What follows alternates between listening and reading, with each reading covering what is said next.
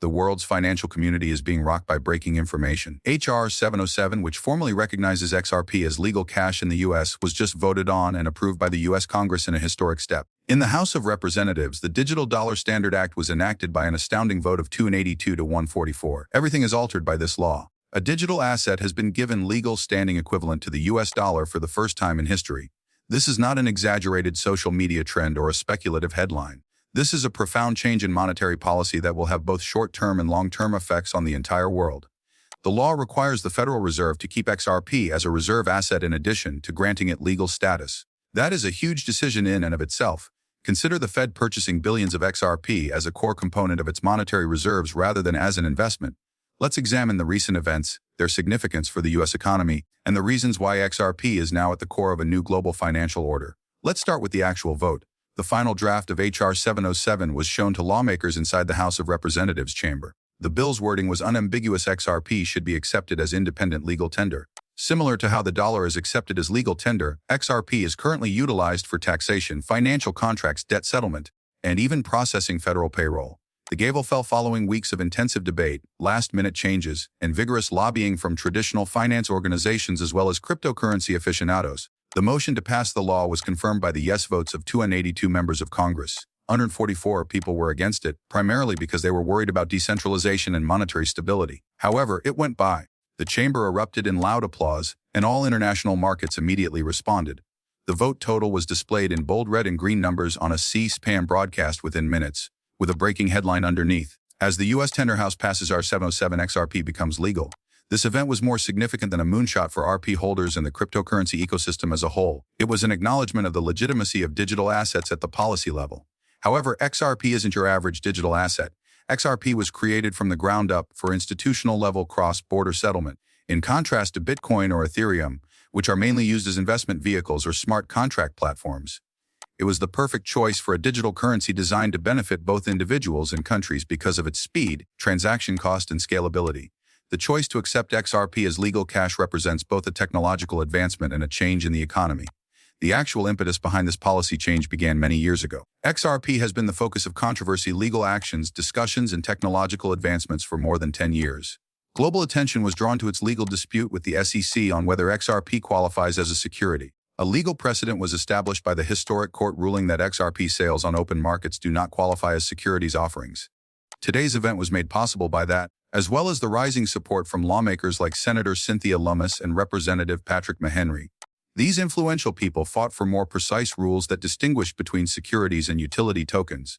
And as the U.S. looked to remain competitive with China's digital yuan, the EU's digital euro, and other central bank digital currencies, the concept of a blockchain-based monetary instrument gained support in this political environment. However, why XRP? Why not Ethereum or Bitcoin? The solution is straightforward. Despite its slowness and volatility, Bitcoin is regarded as a store of value. Ethereum is not designed to be a currency, despite its flexibility. Numerous central banks and financial institutions around the world have already embraced XRP, which is quick, effective, and carbon neutral. Seeing this, the U.S. government sees the chance to outperform the competition. Choosing favorites is not the point. Selecting the proper instrument for a shifting financial environment is the key. To be honest, the ramifications of XRP being accepted as legal cash are astounding.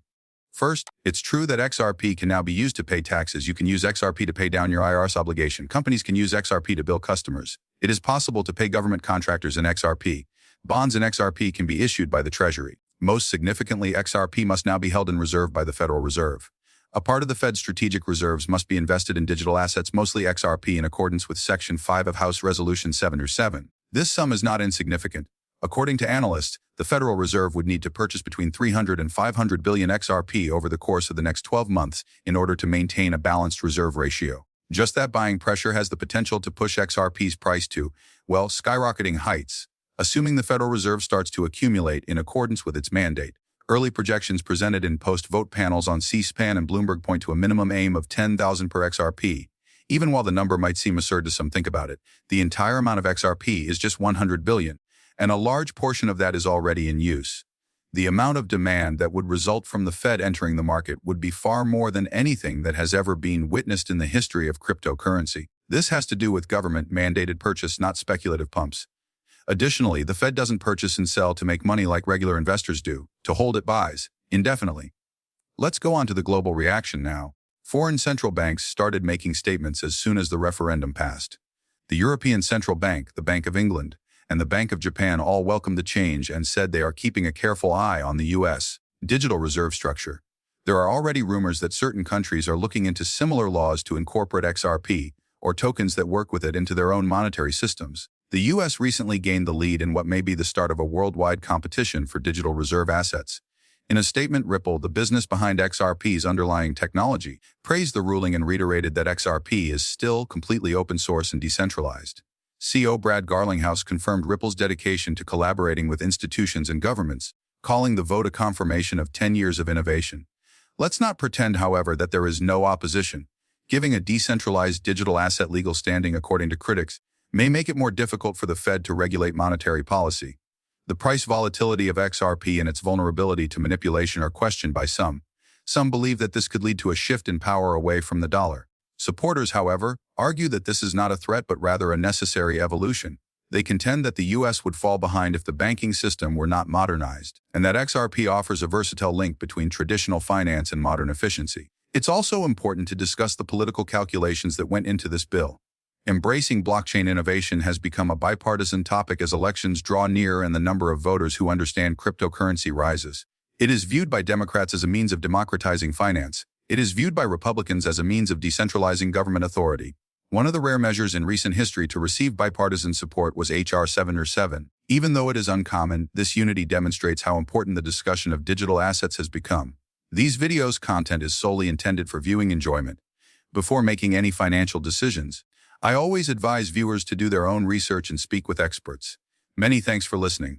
Please remember to hit the subscribe button and give the video a thumbs up if you liked it. Additionally, to be the first to know when I post new stuff, make sure you enable the alerts. I can't wait to see you again in the next video. Be careful.